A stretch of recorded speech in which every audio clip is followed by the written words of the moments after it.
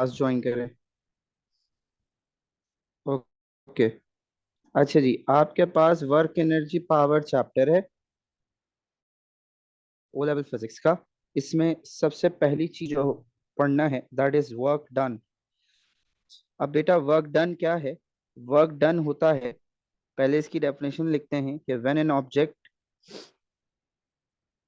Is moved due to force. जब आप किसी भी ऑब्जेक्ट पर एक फोर्स लगाते हैं और वो एक पर्टिकुलर डिस्टेंस कवर करे, that distance should also be in the direction of force. This is the condition of work done. Work done की कंडीशन क्या है? रैंडम डायरेक्शन में डिस्टेंस कवर करने को वर्क डन नहीं कहते हैं। आपके पास जिस डायरेक्शन में आपने फोर्स लगाया है उसी डायरेक्शन में आपके पास ऑब्जेक्ट का डिस्टेंस कवर होना चाहिए। This is the condition which you need to write. इसकी जो टेक्निकल डेफिनेशन होगी, जो आपने पेपर लिखनी है, the product of applied force and displacement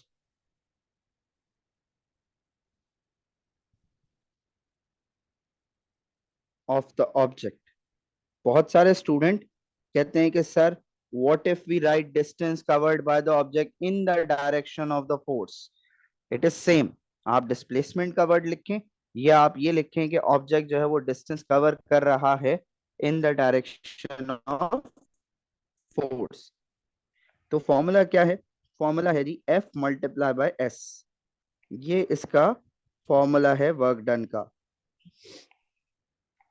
It is a scalar quantity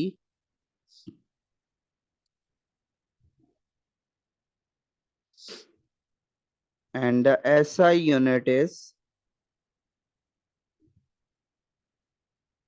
joules। जो इसका SI यूनिट है वो आपके पास जूल्स है। क्लियर ये बात? अच्छा जी, यहां तक किसी को मसला डिस्प्लेसमेंट का, फॉर्मूले का, यूनिट का तो बता दीजिए। कोई मसला? ओके, आगे बढ़ते हैं।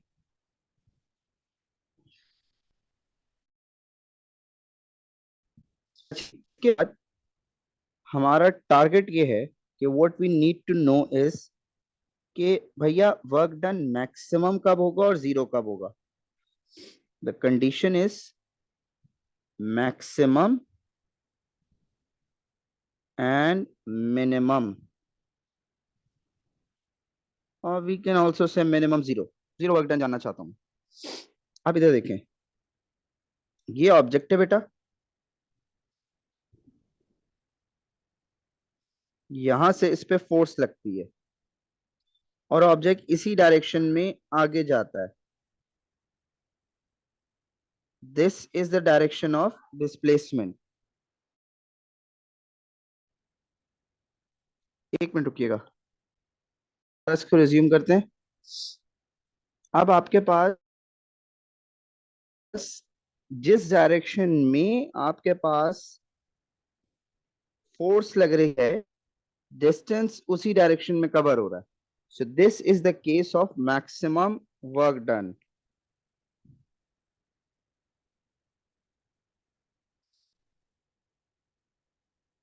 लेकिन बट अगर ये ग्राउंड है,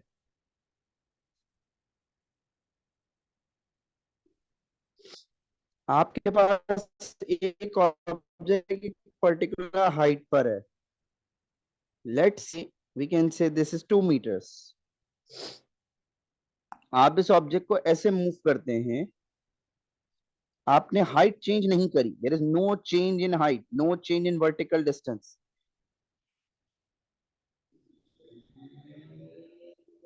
तो आपके पास कोई वर्क डन नहीं है अगेंस्ट या due to gravity, because gravity की डायरेक्शन में आपने किसी किस्म की कोई डायरेक्शन कवर नहीं की।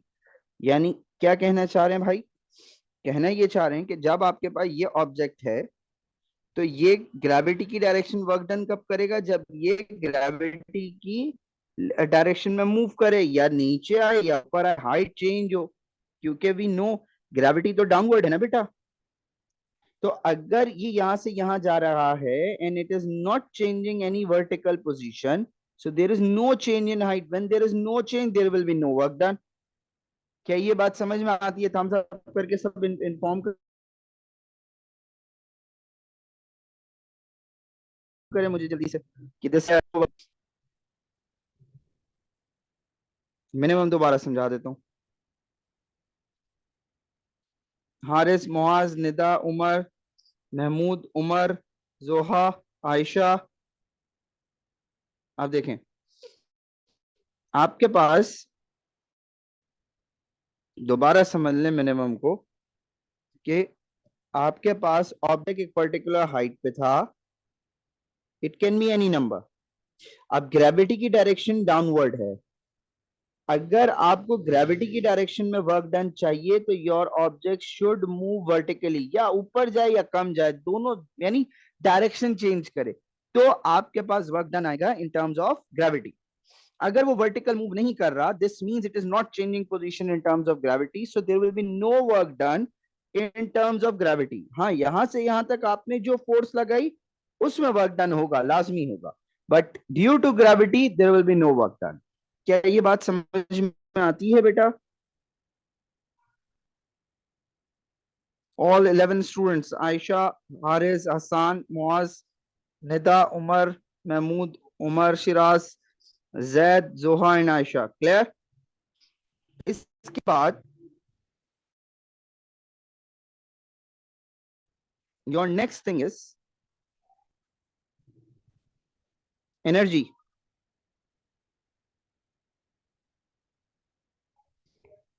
Ability to perform any task.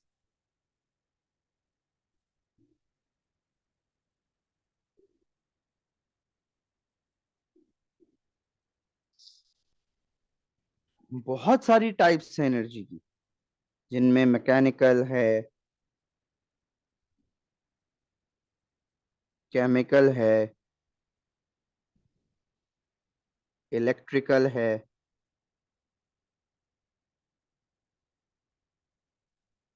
Thermal, geothermal,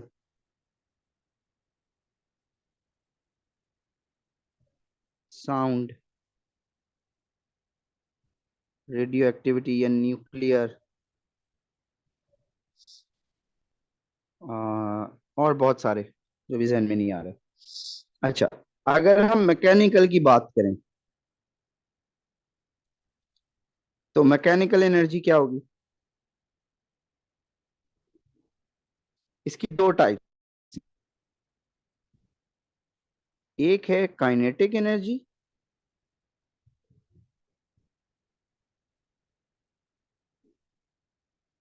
और एक है आपके पास potential energy.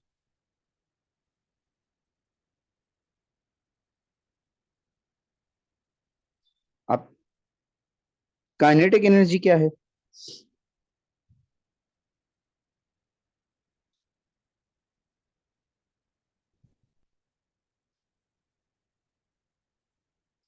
The type of energy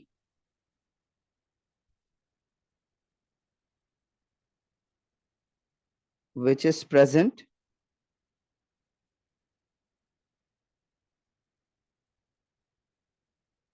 when an object is moving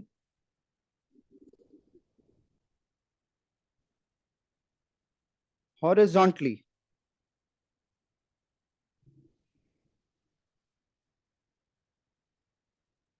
यानी आपके पास ग्राउंड जीरो, हाइट जीरो,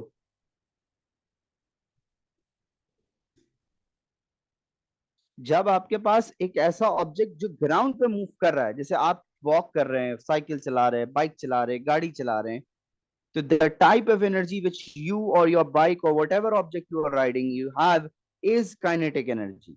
तो इसका फॉर्मूला क्या है बेटा?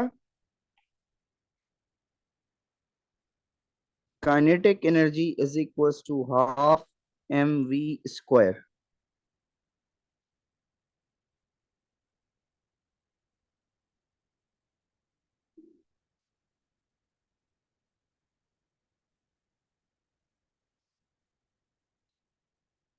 It is a scalar quantity.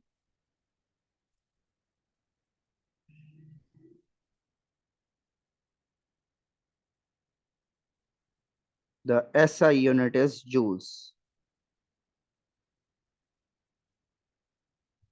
इसके बाद पोटेंशियल एनर्जी। जरा बताइएगा मुझे, काइनेटिक एनर्जी तक क्लियर है आप सबको?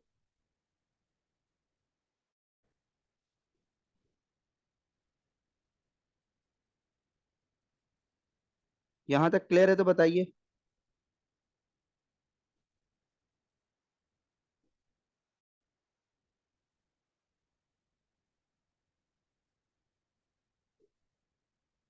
यस। जी बिल्कुल। ठीक है जी। अब आगे बढ़ते हैं। पोटेंशियल एनर्जी क्या है? कि the type of energy which is present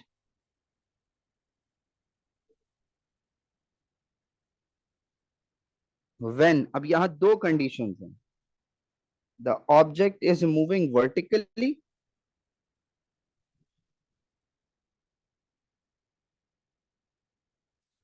और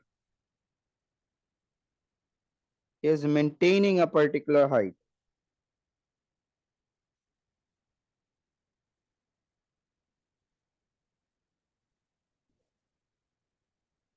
आप किसी भी ऑब्जेक्ट को ऊपर से नीचे मूव करें, ऊपर से नीचे आ रहा हो या नीचे से ऊपर जा रहा हो, वर्टिकल मूव कर रहा हो, तो आपके पास जो एनर्जी होगा वो एनर्जी कहलाती है पोटेंशियल एनर्जी। आपके पास वो एनर्जी, जो कोई ऑब्जेक्ट जिस एक पर्टिकुलर हाइट पे खड़ा हुआ है वो, या आपके पास जब वो वर्टिकल मूव कर रहा है, उस एनर्जी को आप कहते हैं पोटेंशियल एनर्जी। ठीक है। अच्छा। आप आपके पास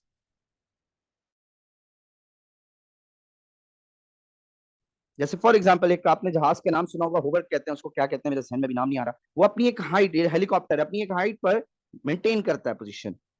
तो वो जो एनर्जी होगी वो पोटेंशियल एनर्जी, जो सुबह आप नाश्ता करते हैं, वो जो एनर्जी है वो केमिकल पोटेंशियल एनर्जी है, वो भी स्टोर्ड एनर्जी। अब वो बायोलॉजिकल टर्म्स आ जाती हैं कि वो बायोलॉजी में क्या है क्या नहीं है। तो कोई भी चीज विदाउट एनर्जी मूव नहीं कर सकती। तो आपके पास एनर्जी होगी तो आप काम कर सकते हैं। मुझे फिजिक्स पढ़ानी आती है तो मैं पढ़ाऊंगा। तो पोटेंशियल एनर्जी क्या है आपके पास? पोटेंशियल एनर्जी है mgh। अब अगर आप इस फॉर्मूले को गौर से देखो तो भैया, ये आपको कुछ एक और टर्म नजर आ रही है। m और g का मल्टीप्लिकेशन बराबर होता है वेट के।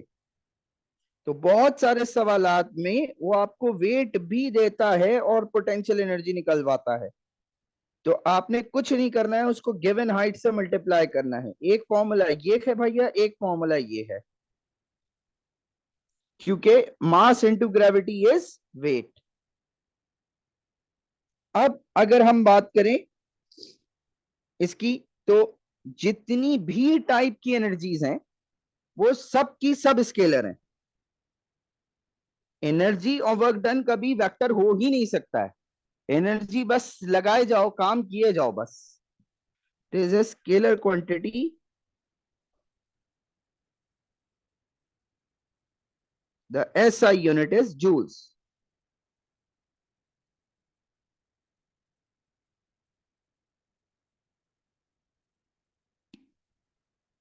अब इसके बाद अगर यहां तक कोई प्रॉब्लम है तो बताइए काइंडली।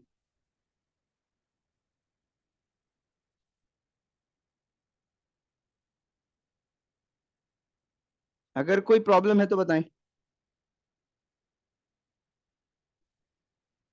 ओके सारा।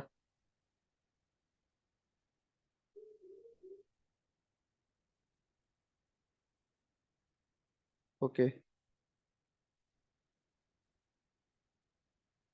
अच्छा जी, आप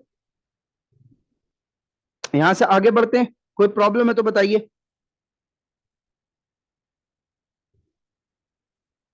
आगे बढ़ते हैं। अब आगे जो है आपका, वो बहुत जबरदस्त किस्म का लॉ है, which is known as law of conservation of energy.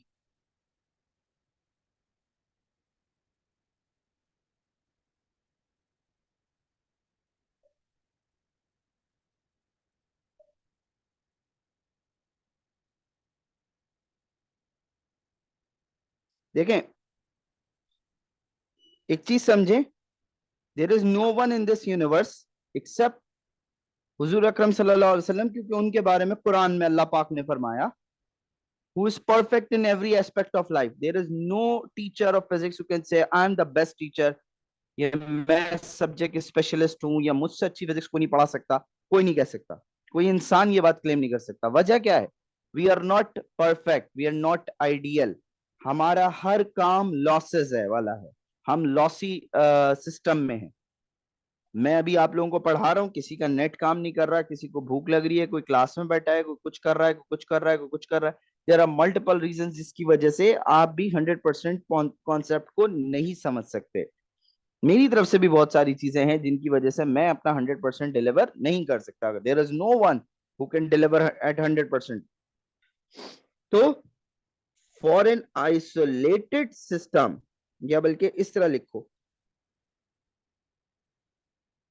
Law of conservation energy में, energy can neither be created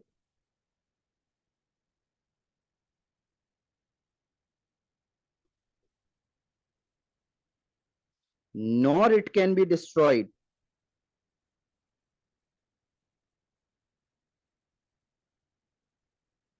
but what we can do is, what we can achieve, we can transform it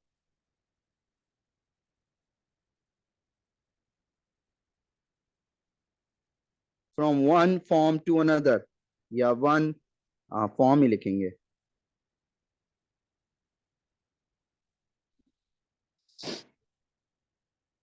इसके बाद the next law is about law of total energy।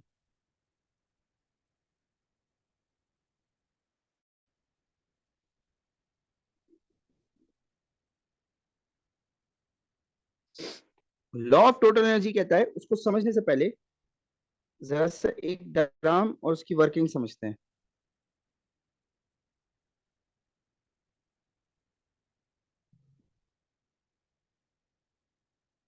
ये एक जो भी आप इसको कहना चाहें, एक ट्रैक है। यहाँ एक ऑब्जेक्ट है, this is at maximum height with the ground. A है, इसको कहते हैं हाइट मैक्स। यहाँ पे भी हाइट मैक्सिमम है, इसको कहते हैं बी। और ये आपके पास एक ग्राउंड पर है, इसको कहते हैं सी। यहाँ हाइट 0 है। क्लियर होती है बात जी? अब जरा इनकी एनर्जी पोजीशंस देखते हैं कि कौन सी पोजीशन पे क्या है, मतलब एनर्जी कौन सी कहां पे होगी। अब अगर मैं आपसे ये कहता हूं कि बी पे मैक्सिमम हाइट है, तो मैक्सिमम हाइट का मतलब क्या हुआ? वहां पे होगी पोटेंशियल एनर्जी, और वो जो भी वैल्यू हो वो मैक्सिमम होगी। अब maximum can be any number.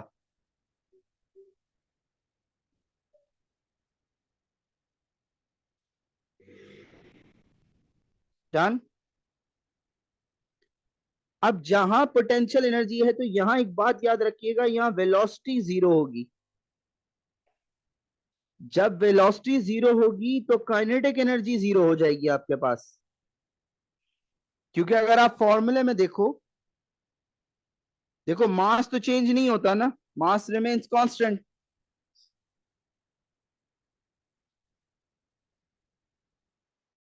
अगर आपके पास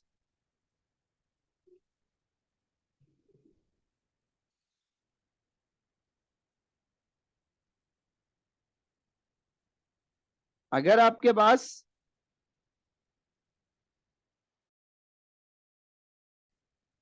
मास चेंज नहीं होता, तो अगर वेलोसिटी जीरो होगी तो काइनेटिक एनर्जी जीरो। तो जहां जहां वेलोसिटी जीरो होगी वहां वहां काइनेटिक एनर्जी जीरो। तो यहां मैक्सिमम हाइट पर हमेशा याद रखिएगा ऑब्जेक्ट की वेलोसिटी जीरो होती है। जब वेलोसिटी जीरो होगी तो काइनेटिक एनर्जी जीरो होगी। यही वर्किंग आपके पास ए पे भी है और बी पे भी है। सी पे क्या होगा? या तो हाइट जीरो हो गई। अब एज पर द फॉर्मूला आपने कहा अगर हाइट जीरो होगी तो पोटेंशियल एनर्जी जीरो, क्योंकि भाई मास इंटू ग्रेविटी ये तो कांस्टेंट होगा ना, वेट तो है। अब एक चीज हवा में रखी है, वेट तो जीरो नहीं हो सकता उसका, उस पर ग्रेविटी कोई ना कोई फोर्स तो लगा रही होगी।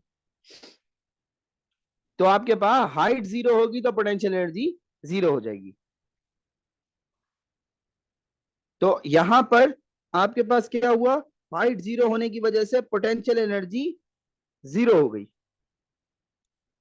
और सी पर वेलोसिटी अपनी मैक्सिमम पोजीशन पे होगी, ग्राउंड पे है ना, यानी ये ऐसे स्किड करता हुआ स्लिप करता हुआ आ रहा है या यहां से जा रहा है। अब ऊपर जाना है तब भी वेलोसिटी चाहिए, नीचे आ रहा है तब भी वेलोसिटी होगी, लाजमी सी बात है। नीचे आने का मतलब वेलोसिटी है, तभी तो आप नीचे आ रहे हो। और आप ऊपर जा रहे हो, इसका मतलब क्या हुआ? That you are moving with a particular velocity, that's why you are moving upwards towards B. So at C आपके पास कोई ना कोई वेलोसिटी होगी। तो वेलोसिटी मैक्सिमम का मतलब क्या हुआ भाई? काइनेटिक एनर्जी की भी कोई ना कोई मैक्सिमम वैल्यू होगी। अच्छा, अब यहाँ एक बहुत बड़ा कंफ्यूजन क्रिएट होती है बच्चों में, समझते हैं 1000 वैल्यू होगी, 10। भाई इट कैन बी 1 जूल्स, कोई भी वैल्यू हो सकती है। वो डिपेंड करता है आपके पास मास कितना है, वेलोसिटी कितनी है, वो तो पूरा फॉर्मूला है। अब हमारे यहाँ क्या है, कौन मैक्सिमम समझते हैं 10,000 20,000 जूल, चल ऐसा नहीं है। That depends on the given scenario, कि आपके पास गिवन सिनेरियो क्या है, उस सिनेरियो में क्या आंसर आ रहा है फ्रॉम द गिवन इक्वेशन। अब अगर मैं ये बात करूं कि भाई इस ब्रैकेट में क्या होगा और इस ब्रैकेट में क्या होगा, ये तो पोजीशन थी ना, 1 2 3, तीन पोजीशन पे मैंने ये लिख दिया ये पूरी कहानी। नहीं, what about in between these three positions? तो वहां हमारा लॉ ये कहता है कि जिस रेशियो से आपकी काइनेटिक एनर्जी कम या ज्यादा हो रही है, उसी रेशियो से आपके पास आपकी पोटेंशियल एनर्जी कम या ज्यादा होगी। जिस रेशियो से आपकी पोटेंशियल एनर्जी बढ़ेगी, उस रेशियो से आपकी काइनेटिक एनर्जी कम हो रही होगी। ये वाला जो साइन है ये आप केमिस्ट्री में पढ़ते हो, इसका क्या मतलब है ये आपको केमिस्ट्री टीचर बहुत अच्छी तरह बता सकते हैं। आपके पास अगर यहां से यहां तक आप आ रहे हो, आपकी काइनेटिक एनर्जी बढ़ रही है, जिस रेशियो से काइनेटिक बढ़ेगी उस रेशियो से पोटेंशियल कम होगी। या आप ऊपर जा रहे हो, यू आर गेनिंग हाइट, तो पोटेंशियल एनर्जी बढ़ेगी, काइनेटिक कम होगी।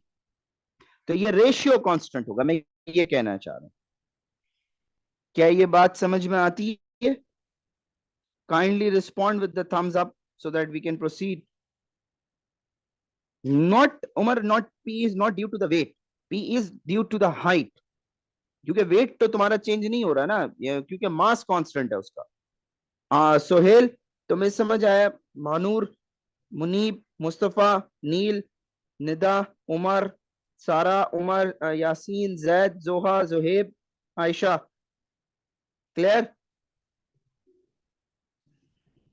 Manur, if you have question you can send it in chat box, ठीक है, या व्हाट्सएप कर दो। डन जी, आगे बढ़ते हैं।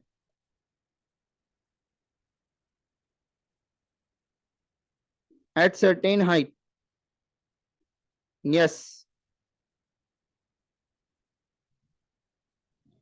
ठीक है, आगे बढ़ते हैं जी। इसके बाद आपके पास जो अगला पार्ट है, अच्छा एनर्जी कन्वर्जन इसके बाद यूजुअली हमारे यहाँ होता है, बट मैं थोड़ा सा रोक रहा हूं उसको। हम बात करते हैं जी पावर की। अब पावर से मुराद क्या है? देखें, पावर से मुराद ये है कि आप किसी भी काम को करने में अपनी कितनी एनर्जी सर्व कर रहे हैं, यूज कर रहे हैं इन अ यूनिट गिवन टाइम। एक सेकंड के अंदर आप लेट से 100 जूल्स की एनर्जी लगा रहे हैं, तो आप 100 वॉट्स यूज कर रहे हैं इन 1 सेकेंड, तो that power will be 100 watt. आप 10 जूल की एनर्जी यूज कर रहे हो in whatever work you are doing, तो आपके पास पावर क्या होगी? 10 वॉट। तो ये क्या होगी? Energy consumed per unit given time.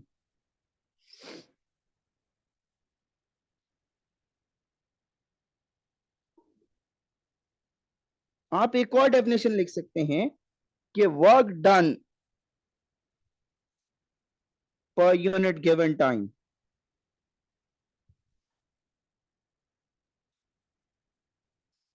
कितना वर्क डन किया आपने इन अ यूनिट टाइम, तो पावर का फॉर्मूला क्या हो गया? Work done per unit time.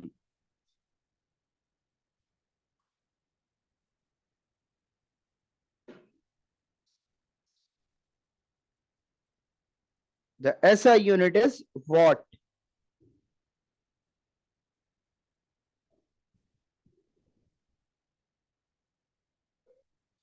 Okay, please respond. आज की क्लास कितने पसंद आई आप लोगों को?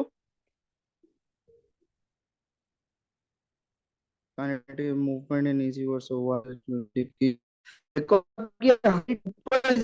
you are changing, you are increasing the height। जब आप हाइट इंक्रीज करोगे तो पोटेंशियल एनर्जी बढ़ेगी ना। एक वक्त में आप दोनों चीजें तो नहीं रख सकते हो, आपके पास काइनेटिक भी हो पोटेंशियल भी हो, वो ऐसा तो नहीं होगा। ठीक है। जोहा, आज की क्लास कितने लोगों को समझ में आई है? प्लीज रिस्पॉन्ड, थम्स अप कर दें इफ इट इज क्लियर, क्योंकि ये रिकॉर्डिंग हो रही है, लिखने की जरूरत नहीं थी आपको। ये अभी आप लोगों को यूट्यूब चैनल पे मिल जाएगी ये पूरे 35 मिनट्स। क्लियर है जी ये? सोहेल, आप जरा मुझसे व्हाट्सएप पे बात करिएगा, ठीक है? आई होप आज की क्लास समझ आएगी। ये क्लासेस अब डेली चलती रहेंगी, ठीक है? आई होप समझ में आया होगा। अस्सलाम वालेकुम।